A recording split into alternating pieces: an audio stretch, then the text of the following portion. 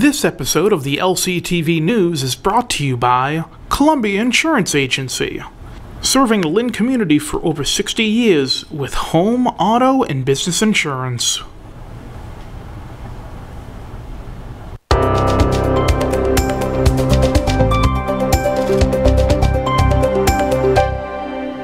Hello and welcome to the LCTV News. I'm Mukala Kabongo. In this edition of the LCTV News, Lynn Public Schools receives grant, Lynn Police Department awarded grant, the annual Martin Luther King Jr. Breakfast, Winter Farmers Market, sit down with Lynn Community Path, and more.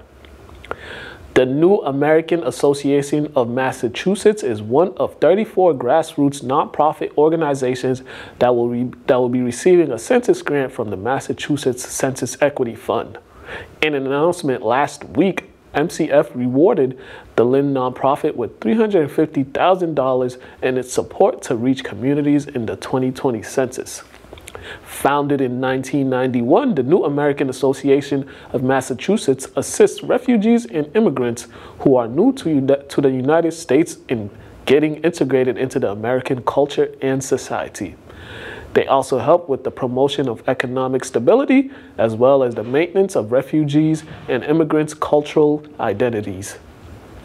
The importance of the 2020 census is to help ensure that Massachusetts residents are given the most accurate count in the 2020 census. If a person is not counted for in the census, then Massachusetts could lose nearly $2,400 in federal funding per year for each person that is not accounted for in the census. In the fight to combat homelessness, the Federal Housing and Urban Development, also known as HUD, will be giving $2 million in aid to organizations in Lynn as well as Peabody. Lynn Shelter Association, Lynn Economic Opportunity, and the Substance Abuse Treatment Programs and Bridgewell are the recipients of the HUD grant. The $2 million grant will go towards supportive housing for those experiencing homelessness, as well as those who have been or are victims of domestic violence. Organizations will use the funds to provide support for those who may be at risk of homelessness, as well as providing them with housing needs. Lynn Housing Authority and Neighborhood Development will help with the facilitating of the money. The North Shore Navigators have added another player to their 2020 roster. The Navigators welcome Drew Bristow and Ty Chastain, along with Ryan Servin and Thomas Balboni, to their 2020 roster. This is the first time that the Navigators have picked up players outside of New England. Bristow, who hails from upstate New York, is currently a freshman at UNC Asheville.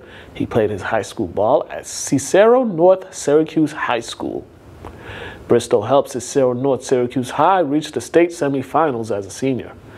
Ty Chastain, who is from Franklin, North Carolina, is a two-time Mountain 6 Conference Player of the Year, as well as All-Conference 3 times. As a senior in high school, Chastain had a batting average of .413 and hit 5 home runs. All 4 players are looking forward to contribute to the Navigators this season. The Lynn Public Schools will be getting more bilingual educators thanks to a state grant. The $150,000 grant, which was applied for back in November, will help increase the number of bilingual educators in the city of Lynn. With this grant, the city will look to build the bilingual education in the public schools by providing with professional development through a partnership with Boston College. Each school will be given the flexibility to develop different types of programs. Also, with this grant and partnership with Boston College, school administrators hope to create a pipeline that gets students to become teachers and hopefully teach in the Lynn Public Schools one day. Now time for the police update. The Shannon Community Safety Initiative and Safe and Successful Youth Initiative grant programs have rewarded the Lynn Police Department of more than $535,000 in grant funding. The grant will go towards the Lynn Police Department's effort to help stop youth violence as well as gang violence. The $295,083 received for this year will go towards programs such as the Teen Drop-In Center at Lynn Tech and Marshall Middle School during the winter and the summer. The department is also able to get funds for case managers for at-risk youth, as well as work with organizations such as Catholic Charities and Family and Children's Services of Lynn, as well as the Lynn Youth Outreach Advocacy. Last year, the city saw a drop in crime and gang violence. It was made possible through programs like the Shannon Grant. Data shows that there was an 8% decrease in crime and juvenile arrest decreased. The Lynn Police Department also added 2 new officers to its gang unit. An arrest has been made in the robbery of a convenience store last week. Paul Pacheco was arrested last Thursday by Lynn Police after he allegedly robbed Big Brother's Food Mart at gunpoint. Lynn Police found Pacheco in his home on Maple Street. Pacheco stole $60 from the register. Police were able to track him down thanks to the help of the store clerk who followed Pacheco after the robbery. Residents called to notify police about a suspicious man running through residential properties. Police believe Pacheco is linked to 3 other robberies that occurred at Big Brother's Food Mart. Pacheco is being charged with 5 counts of robbery, 5 counts of armed and masked robbery, and attempting to commit a crime. Lynn Police are investigating a shooting that took place inside a Neptune Boulevard apartment building over the weekend. Around 8 p.m., police arrived at 16 Neptune Boulevard, where they discovered a door that was hit with gunfire. A resident of the building reported the shooting. No one was on the scene when officers arrived. No victims or suspects have been identified in this incident. The 34th annual Martin Luther King Jr. breakfast hosted by the Community Minority Cultural Center was held at the Knights of Columbus this past Monday, and LCTV was on the scene.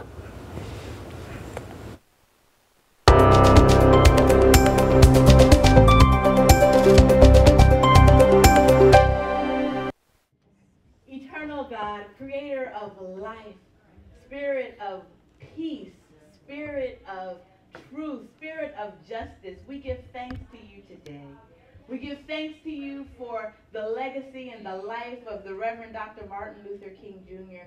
We give thanks to you for the Community Minority Cultural Center and for their celebration of his life and legacy every year for this 34th annual breakfast. Together today to pay tribute to Dr. King's extraordinary life and legacy, who he fought with strength and courage, and he fought a long, hard battle for justice and equality.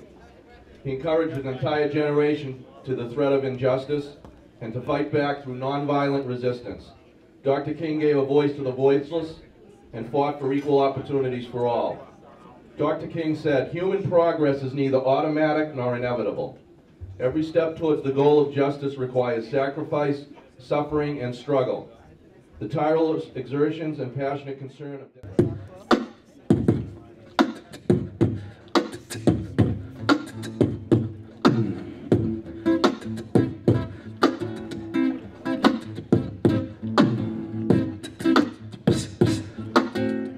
Take me to the King. Truth is, I'm tired. Options are few. I'm trying to pray, but where are you? I'm all churched out, hurt and abused. To be sitting at the same table with somebody of a different color, different nationality, different hair texture, different nose size. They don't want you to do that. Because as long as you're picking fights with each other, they're doing all the damage. They're doing all the damage. And when I say they, I'm not talking color. I'm talking power, money, and influence, because that's what it's all about. What happens to a dream deferred? Does it dry up like a raisin in the sun, or fester like a sore and then run? Does it stink? Was deceived to believe without knowing the facts. The learned and the wise to believe without knowing in fact knowledge the fat way. The groundation, we're growing on that. I read higher. In the army that struck down the entire empire of empires with brimstones and fire. The Food Project held the second of 3 Winter Farmers Market at North Shore Community College over the weekend, and LCTV spoke with the organizers.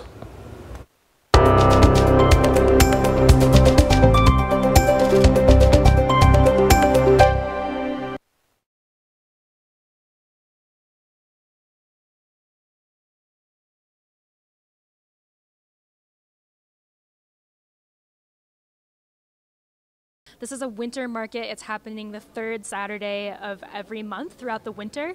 So today we're open January 18th from 11 to 3:30, and then next month we'll be here on February 15th, also from 11 to 3:30.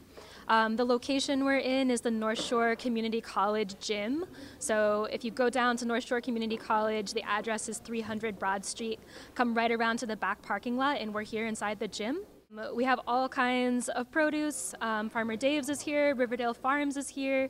We have tomatoes, potatoes, carrots, greens, all kinds of storage vegetables. The food project runs the little farm in town up behind the Ingalls Elementary School. We host you might have seen our little mobile market trailer around the city this summer. We also host the Central Square Farmers Market in the summer right by the train station. And this is basically that same thing except inside. Mission is to make sure that everybody in the city has access to fresh, local, healthy food that they can afford. So the prices at this market are really affordable. You can shop here using your EBT card, cash or credit.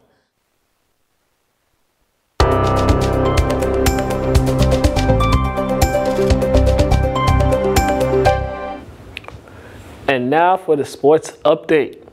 The St. Mary's Spartans moved to 11-2 on the season after their 64-63 victory over defending Division II state champs Tech Boston last night.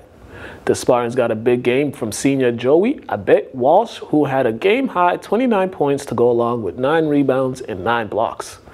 The Spartans have clinched a state tournament bid with the victory. St. Mary's is back on the court Friday as they take on Bishop Fenwick. Tip-off is at 6:30 p.m.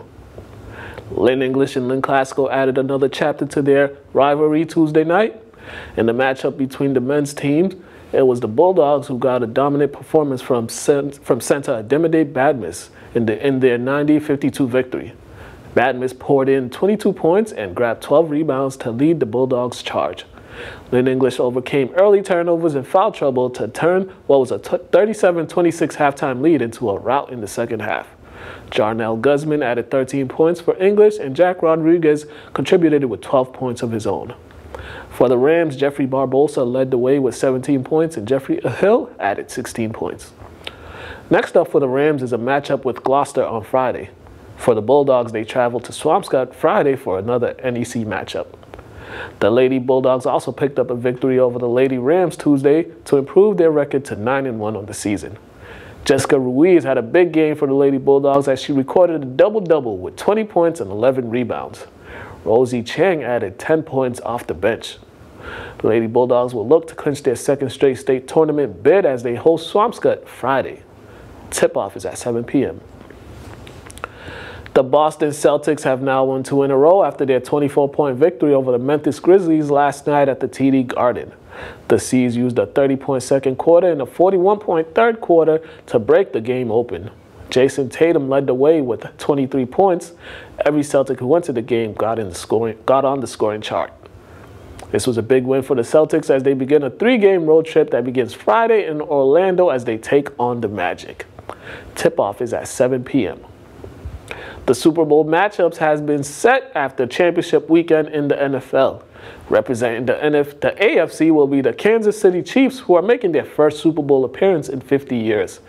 Patrick Mahomes put together another stellar performance as he threw for 294 yards with 3 touchdown passes and a rushing touchdown. The Chiefs' defense stuffed league-leading rusher Derrick Henry to the tune of 69 yards on 19 carries. Chiefs coach Andy Reid became the 7th head coach to lead multiple teams to a Super Bowl appearance. Kansas City will be facing off against the San Francisco 49ers.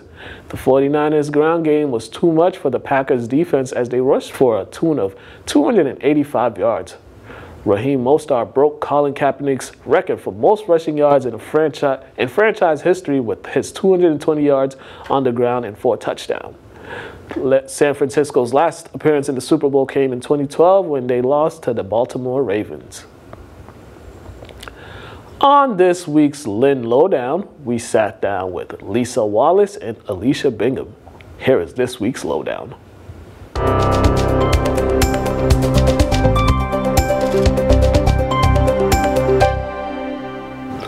Hello and welcome to the Lynn Lowdown. We got another episode. Got some special guests.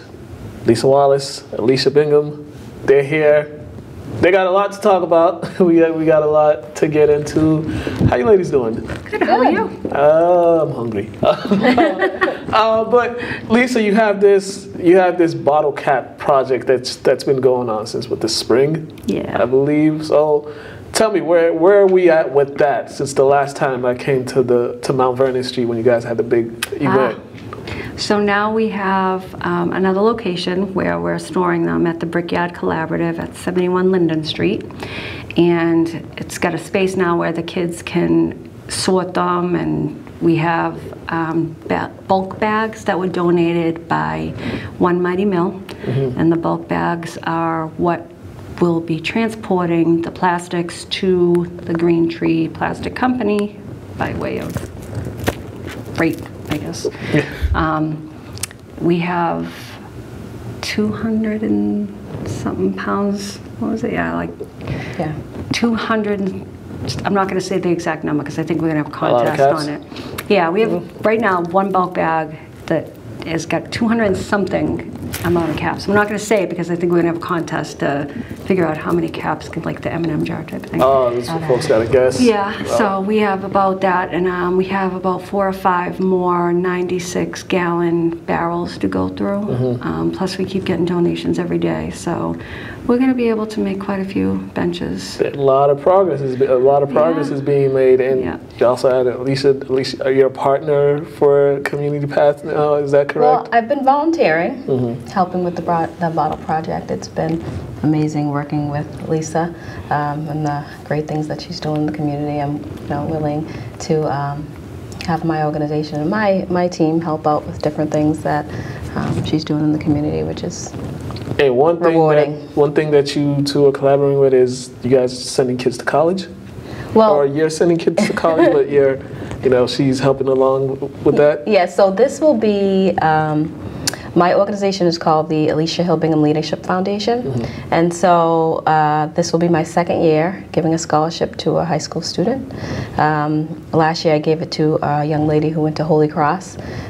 So what I do is I give them a scholarship, and then I mentor them for 4 years throughout their time in college. So my hopes is, because I was a first generation and they're first generations, that they don't get homesick, and help them finish their 4 years and don't come back home. So more like a mentor.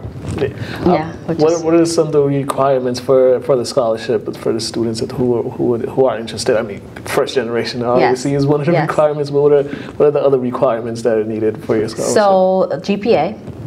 I look at their grade point average, and then I have them write a letter telling me about a time where they experienced some adversity and how they overcame it and what they learned from it. And so GPA, a letter of recommendation as well. So I look at some of their volunteer experience as well. So it's a couple different criterias. Nice.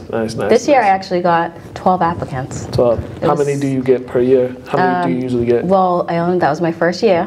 So this year, I'll submit my 2nd application. I give the scholarship out at the Lynn Classical High School scholarship ceremony that happens in May. Okay. Yep. And when is the deadline for those that wanted to apply for it? May 1st. May 1st. Yes. May 1st. So there's plenty of time right now. It's a lot of time. Yeah. So I usually give the application. I'll give them.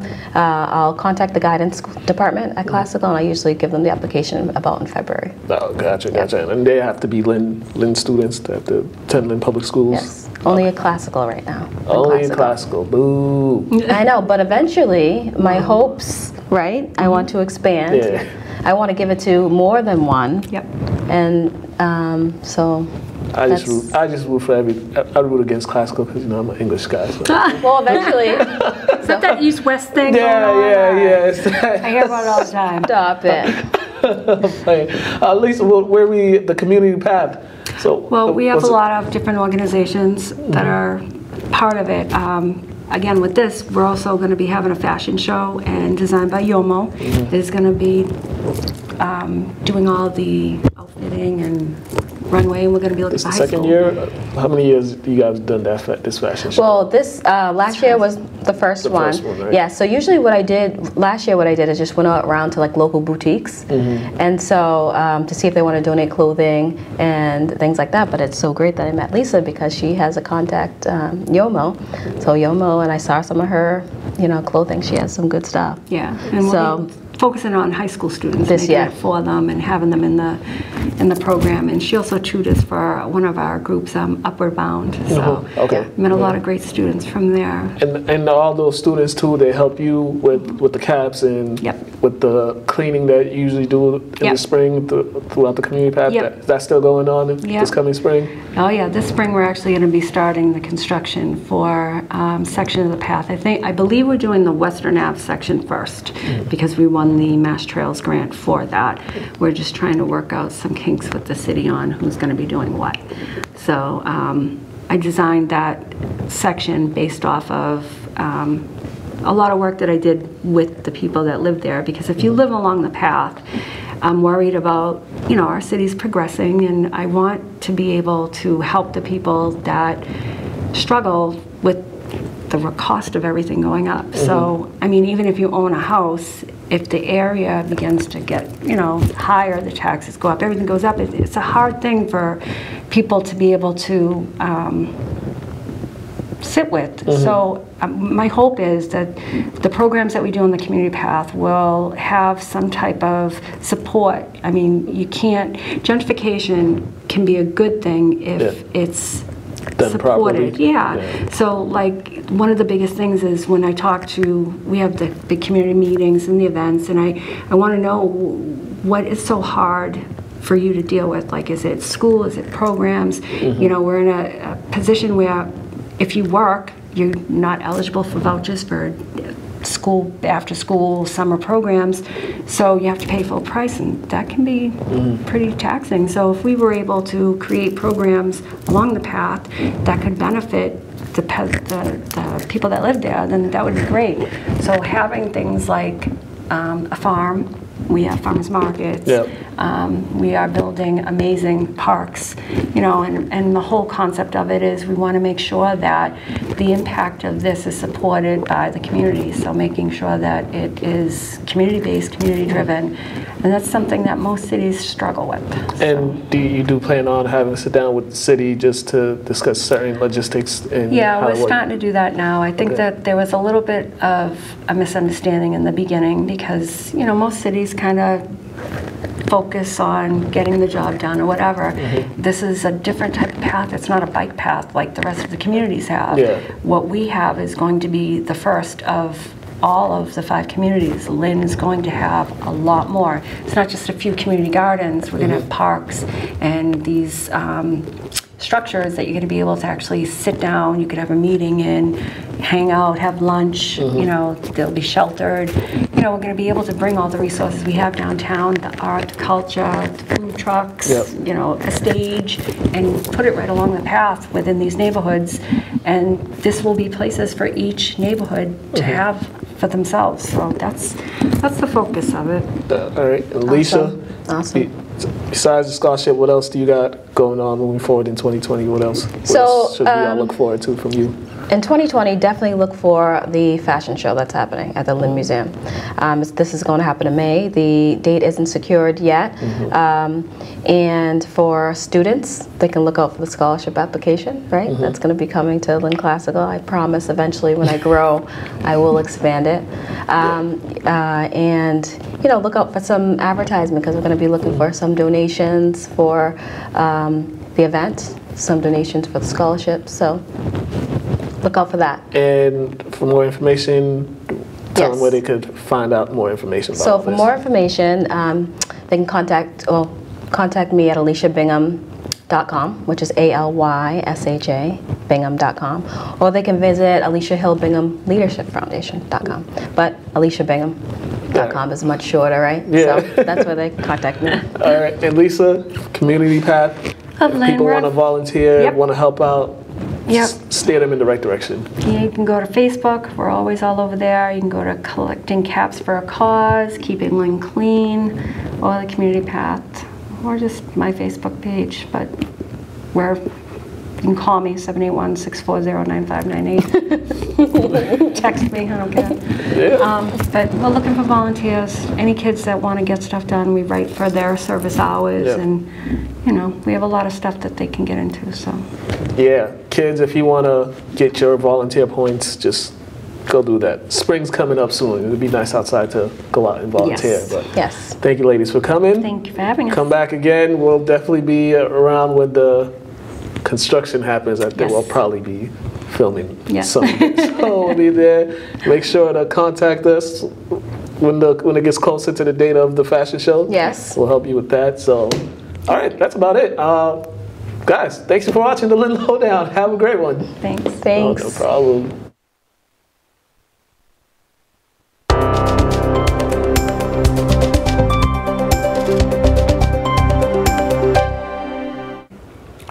And now for some upcoming local events. Tonight from 5:30 until 8 p.m., the Cooking Matters Grocery Workshop hosted by Lynn Family Ford Resource Center will be happening on 103 Johnson Street.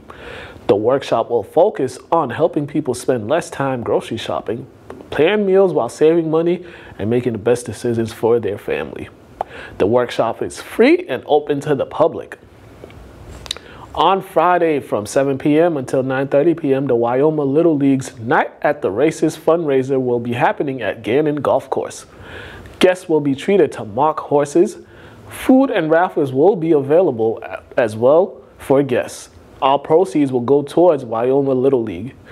Doors open at 7 p.m. and the first race begins at 8 p.m.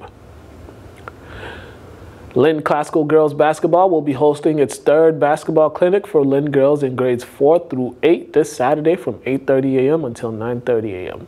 at the Lynn Classical High School gym. This will be the third of 4 clinics. Any parents interested in having their child attend should contact Helen Ridley at ridleytopflightbasketball@gmail.com. Tuesday, January 28th, the City of Lynn will be hosting the first public forum on housing. The purpose of the forum is to put together a plan for the inclusive housing in the city. The forum will be taking place at the Lynn Housing and Neighborhood Development from 6 p.m. until 8 p.m. Residents who have concerns about housing in the city are encouraged to attend. LCTV's next Paramount film series will take place on Monday, February 10th. The movie choice for February is Sleepless in Seattle. Doors open at 6:30 p.m. Movie begins at 7 p.m. Free popcorn and beverages will be available. Thank you for watching the LCTV News. Like us on Facebook and subscribe to our YouTube channel. And visit us at lyntv.org to watch any show anytime on your computer, tablet, or phone. I'm Mukala Kabongo. Have a great day.